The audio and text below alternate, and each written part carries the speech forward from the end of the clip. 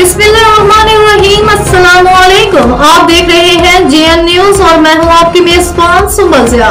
Bulletin का बाकायदा आगाज करते हैं और शामिल करते हैं अब तक की अहम तरीन खबर। अहमदपुर शर्किया सिटी रिपोर्टर शौकत हुसैन, बैनुल अक़वामी शोहरत याफ्ता रूहानी स्कॉलर शेख अल वज़ाइफ हकीम मोहम्मद तारिक महमूद चोगताई की मुख्तलिफ इस्लामी ममालिक में इस्लामी तहजीब व सकाफत और इक़दार की रिसर्च के बाद अपने आबाई शहर अहमदपुर शर्किया अबकरी हवेली आमद और मोअज़्ज़िज़ीन इलाका की आमद और मुलाकाती गुज़श्ता रोज साहबजादा मियाँ आदिल जावेद अब्बास, साहबजादा मियाँ आसिम जावेद अब्बास, साहबजादा मियाँ काशिफ अब्बासी और फैजान जावेद अब्बासी ने शेख अल वज़ाइफ हकीम मोहम्मद तारिक महमूद चोगताई से अबकरी हवेली में मुलाकात की।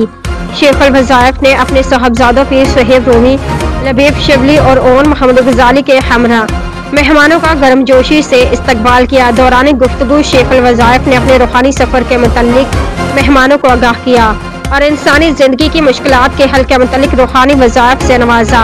बादशाह शेख अल वज़ाइफ ने हवेली के मुख्तलिफ हिस्सों का दौरा भी करवाया।